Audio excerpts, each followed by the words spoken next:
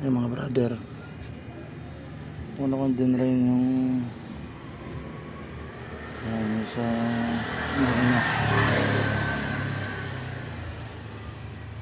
Ayun na, una kong din rin yun, yung gear oil. Medyo ano pa yung gear oil niya, pero papalitan ko na rin. Medyo okay pa, pero pagsasabayin ko na para isang ano lang, isang linisan lang.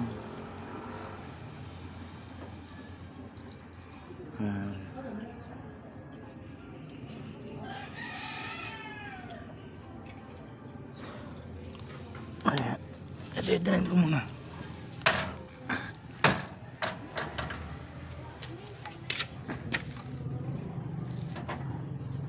Susunod ko itong filter. Ayan, filter. Ayan, yan ang susunod ko. Abandon na drain ko to.